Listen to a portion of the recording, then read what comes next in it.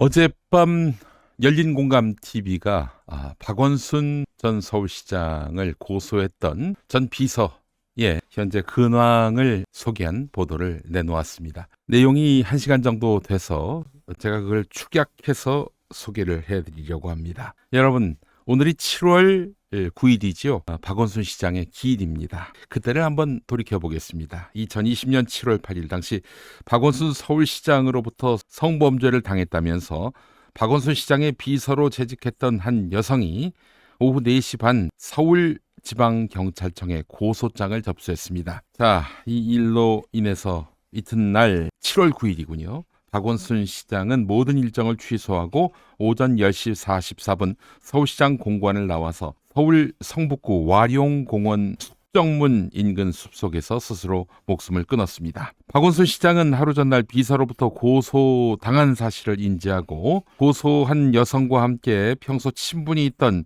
여성 시민단체장들과 통화한 후에 당시 주변 참모들에게 너무나 억울하다, 배신감이 너무 크다, 이런 취지의 반응을 보였다고 합니다. 당시 박원순 시장 평생을 바쳐서 자신의 손으로 만들고 키워온 여성운동, 여기에 대한 심한 배신감과 모멸감을 표시했던 것이죠.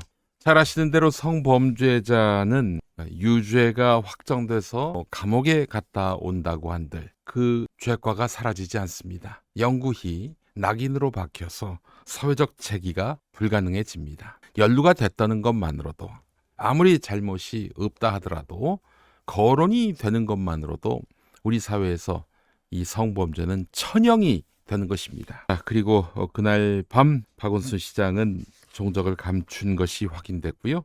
이튿날 새벽에 수색 중인 경찰에 의해서 와룡공원 인근에서 시신이 발견됐습니다. 7월 9일이 박원순 시장의 기일입니다.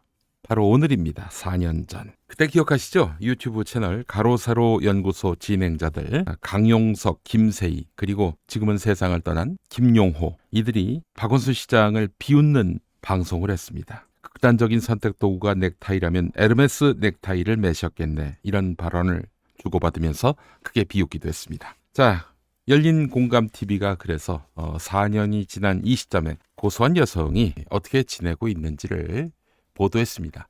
이건 제보에 의한 것입니다. 미국 캘리포니아 로스앤젤레스 파클라브 리에라 아파트에 한 달 월세 3,400불짜리 집에서 살고 있다고 이 박원순 시장을 고소했던 여성은 자랑했다고 합니다. 주변 유학생들한테 말이죠. 서울시가 지원하는 유학 지원 프로그램으로 유학을 왔고 학비 전액, 주거비, 월급까지 지원받았다는 겁니다. 그러니까 이제 시청을 그만두고 유학한 게 아니라 시청에서 그 공무원 지위로 유학을 간 거지요. 학비 전액, 주거비, 월급을 지원받으면서 말이죠. 그러니까 여러분들이 내신 세금으로 이 친구가 여기 유학한 거예요. 게다가 보통의 유학생들은 상상할 수 없는 골프를 즐겼다고 합니다. LA에 유학을 오거나 주재 중인 고위급 공무원들하고 일주일에 서너 번 라운딩을 하면서 인맥을 과시했다고 하는데, 와, 일주일에 서너 번? 그 공부는 좀 등한히 한 것 같네요. 이게 사실이라면 미국에서 약 1억 원 상당의 파란색 하이브리드 벤츠를 LA 현지에서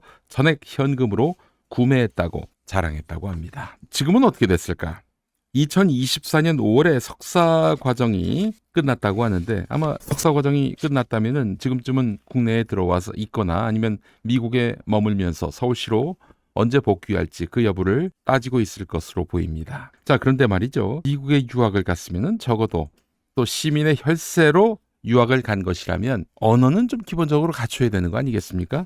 그런데 이 제보자 말씀에 따르면은 영어가 실력이 매우 형편없었다. 서정필 기자가 보도한 내용을 보니까 영어 실력이 매우 형편없었다. 즉 적절한 영어 점수도 취득하지 못한 채 서울시에서 그냥 유학을 보내줬다, 이런 얘기입니다. 실제로 영어 실력을 가서 도움이 될 만한 사람을 보내주지 않겠습니까? 시민 혈세로 이렇게 지원하는 것인데 말이죠. 미국 같은 경우 토플 IBT 83점, 토익 775점, 뉴탭스 385점, 이 정도는 돼야 선발이 가능할 정도로 매우 까다롭다는 것이죠. 근데 이런 과정을 건너뛰고 그냥 서울시에 이런 배려로 유학을 갔다, 이런 얘기예요. 자, 그런데 말이죠. 더 가관인 것은 사실 제가 이 이야기를 들은 지 꽤 됩니다. 근데 가장 충격받았던 게 뭐냐면은 이 씨가 박원순 시장을 고소했던 이 씨가 미국 유학 중에도 미국에서 또 하나의 미투 사건의 누군가를 가해자로 지목하고 미투 사건의 주인공이 됐다는 얘기죠. 그 대본을 보면은 미국에서도 미투 사건이 벌어졌었고 그 당사자가 바로 이 고소녀란 얘기입니다. 가해자라고 지목한 남학생에게 100만 불, 우리 돈으로 약 1억 3천만 원 정도인데 이걸 요구했다는 거예요. 이 남학생이 자신을 뒤에서 끼워놨다 이런 얘기인 건데요. 이 사건이 발생한 직후 한 달 뒤에 학교 측에 신고를 했는데 학교 측에서 처리를 거부하니까 집요하게 남학생에게 자퇴를 요구해서 결국 자퇴시켰다. 네, 이런 이야기입니다. 이 씨의 같은 대학원인 에솔 프라이스 스쿨의 행정학 MPA 과정에 한국 학생하고 파티하러 같이 갔다가 그 학생이 본인을 껴안았다는 이유로 파티 발생 이후 즉시 신고한 것도 아니고 한 달이나 있다가 학교에 신고했나 봐요. 그런데 문제는 신고 이전에 그 껴안았다고 주장하는 학생에게 10만 불 요구했다고 합니다. 그런데 그 학생이 거부하자 학교에 신고했다고 해요. 미국 학교의 특성상 증인도 없고 정황이 불확실하자 처리를 거부한 걸로 알고 있거든요. 그런데 그 이후로도 이 씨가 집요하게 그 한국 학생에 대해서 자퇴를 요구해서 이후에 그 남학생은 스스로 자퇴하는 걸로 마무리됐다고 해요.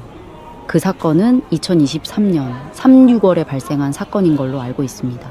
게다가 이 박원순 전 시장 고소녀는 주변 학우들에게 자기 부모에 대해서 자랑을 하면서 무엇보다도 서울시 박원순 시장의 비서였다는 점을 자랑했다는 것입니다. 미국 유학 생활을 하면서 이 고소녀 이모 씨인데요. 이모 씨는 주변 학우들에게 또한 자신이 국민의힘과 관계돼 있다 이렇게 자랑했다고 합니다. 그리고 오세훈 현 서울시장이 시장에 당선된 것이 본인 덕이다 이런 이야기를 했다는 것이죠. 그러니까 술자리에 있을 때마다 자기는 서울시 국민의힘 소속 의원이 될 것이다. 그러니까 나중에 서울시 의회 시의원이 될 것이다. 국민의힘 소속으로 이렇게 이야기했다고 합니다. 그리고 지금도 서울시 인사과의 얘기만 하면 자기가 원하는 자리로 갈 수 있다 이렇게 말을 했다고 하는데 미국 유학을 오게 된 것도 오세훈 시장 백으로 온 것이다 이렇게 주변에 말했다는 것입니다. 자, 이게 정말 어디까지 믿어야 할지 모르겠습니다. 박원순 시장 고소녀 이 씨가 유학 중에 주변 학우들과 지인들에게 떠벌리듯이 말한 이 이야기가 만약 사실이라면 박원순 시장 죽음에 관한 미스터리가 풀리는 거 아니겠습니까? 박원순 시장이 실제로 이 씨에 대해서 성범죄를 가한 사실은 없고 이 씨가 자신과 관련된 이른바 4월 사건, 그러니까 또 다른 서울시 공무원으로부터 자기가 성범죄를 당했다 이렇게 경찰에 신고를 했어요. 이 사람은 감옥 갔습니다. 예. 그런데 서울시가 어떤 대처가 자기 마음에 들지 않았다 이런 이유로 해서 박원순 시장을 경찰에 성범죄자로 신고했다라는 그런 흐름이 완성이 되는 것입니다. 이 제보가 사실이라면. 그래서 서울시 입장을 들어봤습니다. 서정필 기자가 서울시에 문의했고 찾아가서 만나려고도 했습니다. 그러나 서울시는 일관되게 답변하지 않았습니다. 더불어민주당 소속의 서울시 의원을 통해서도 서울시에 미국 유학가 있는 이 씨에 대한 정보 공개를 청구했었는데 서울시에서는 매번 개인정보 보호라는 명분으로 공개 요청을 거부했습니다. 공개 요청도 거부당하고 서울시 모든 관계자가 취재에 비협조적인 이유는 무엇일까요?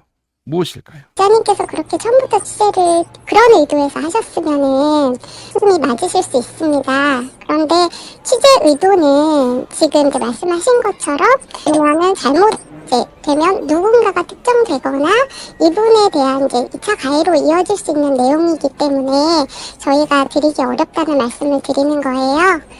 아, 2차 가해라고. 그러니까 특정이 되는 거잖아요. 그러니까 지금 이미 기자님께서는 이 사실 자체가 맞다라고 이 전제하에 저한테 취재를 요청하신 거잖아요. 아닙니다. 그건 아니고 확인 전화를 드린 거예요. 그거 확인을 해드릴까? 이 확인이 맞냐 아니냐 자체를 저한테 요구하시는 거잖아요.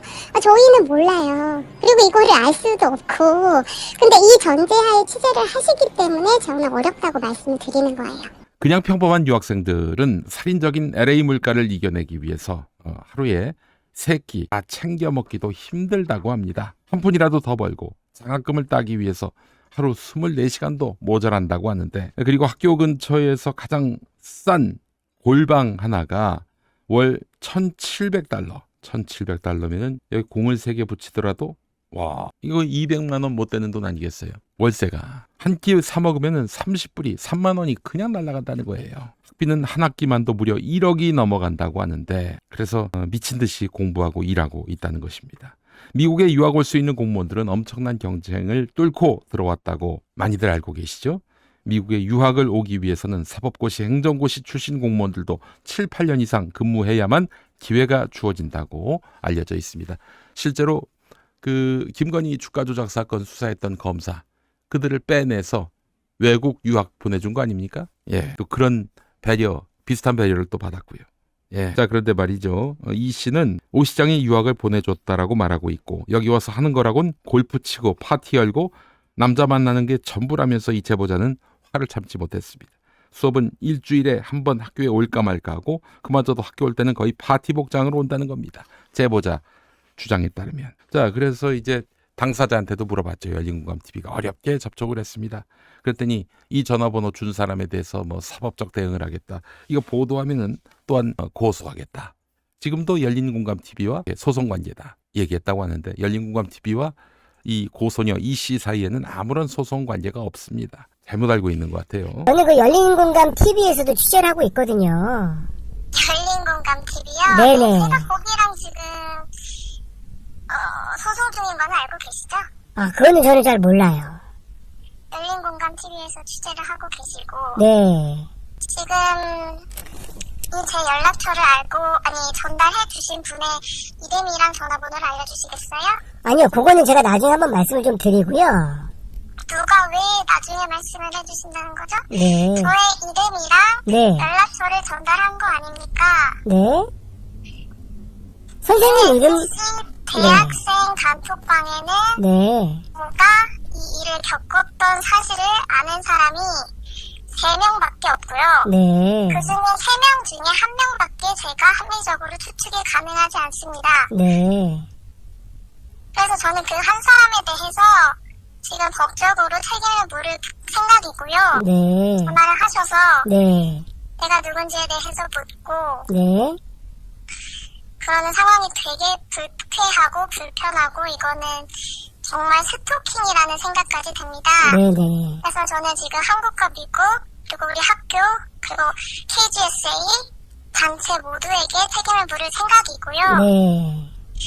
그 한 명 개인에 대해서도 네. 법적 책임을 물을 예정이고 싶은 말씀 하시고. 굉장히 법적으로 네. 옳지 않은 연락이었다고 말씀드리고 싶네요. 네네. 지금 이 내용 통화 내용 저도 변호사님께 전달하겠습니다. 네네. 여러분, 참 이 나라 그 페미니스트들 말이죠.